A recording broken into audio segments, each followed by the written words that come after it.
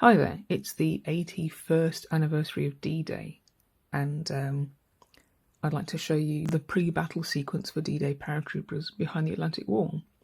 We'll start off with our sergeant. This is from Colonel Muller Miniatures. It's just got the base coats painted on at the moment. You play as this sergeant figure, and in the pre-battle sequence you can add more forces. So you will roll on a table, and which I'm doing at the moment. You roll on this table and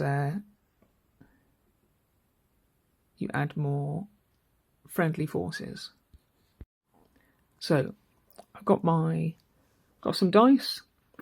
You'll need d6s, and you roll on the table. So let's go for it.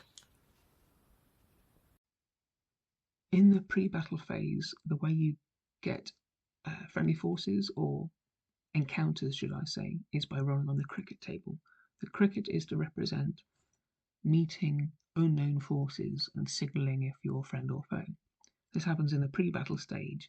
In the battle stage you can also find friendlies as well as the enemies that you've spawned in. But for now we'll talk about the cricket table. On the sort of top right is a turn column and the number of dice. At the start of the game you're rolling 1d6, which means you can only get friendly soldiers, and then later on in the game you can start getting French resistance, you can get weapon supplies, but then you can start to get enemy vehicles. So it's you sort of press your luck in later stages of the game. You can get more American paratroopers. All paratroopers are veteran skill. You've got glider infantry, and you can get French resistance, and there's officers as well.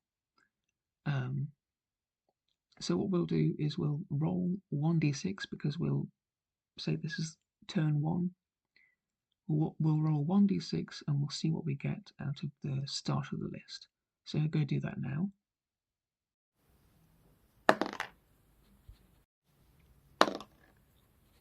Okay, so we rolled up 6 paratroopers in the 101st Airborne, which is fantastic. It's what we want, it's a good number. Then we are going to move on to find out what they're armed with.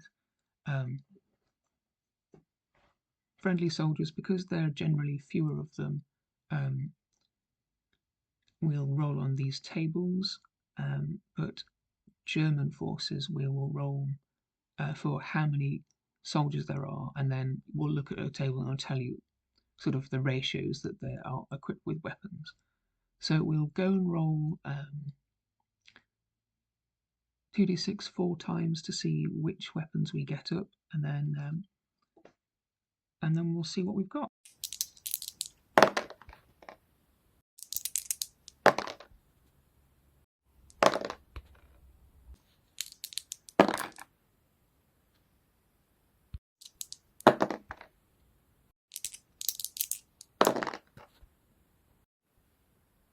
So we rolled up 6 more paratroopers. You've got 1 with a carbine, 1 with a submachine gun, and 4 with these semi-automatic Garand rifles. So that's the squad. Yeah, so in the game it's good to have firepower. Our 2 Thompson submachine guns have a fire rating of 3, and our 4 Garands have a fire rating of 2. And the carbine has a fire rating of 1, with a slightly shorter range than a Garand and like a German bolt-action rifle. They're just a sort of an upgraded pistol, really, which is what they're supposed to be. So we've got a good variety of weapons here to go through. Then I'm going to use up these cool Balkan Cruise dice. Yeah, they're really cool. They're a bit bigger than my regular dice as well, so it's yeah. let's get rolling.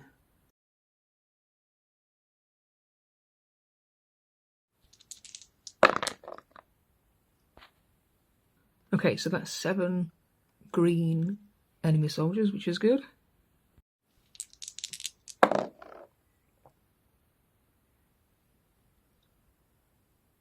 That's another 7 enemy soldiers.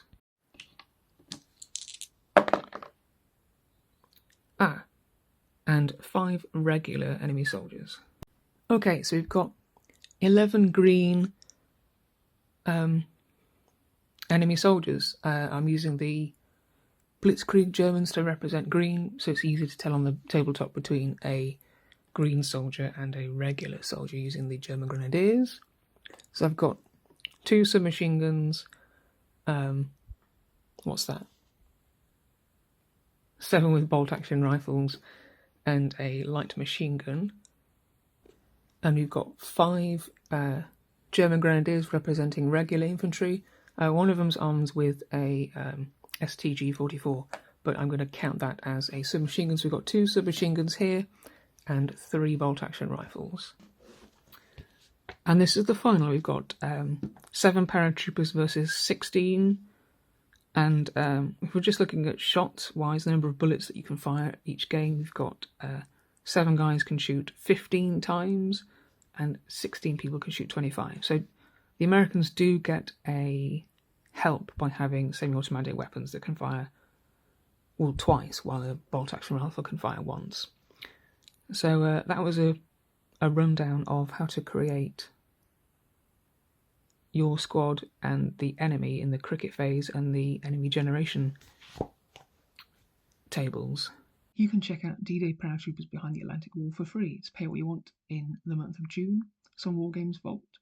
So give it a look if you enjoyed this video. I'll make some more about the game soon, how it plays, and like a little battle report. And yeah, stick around and go to war.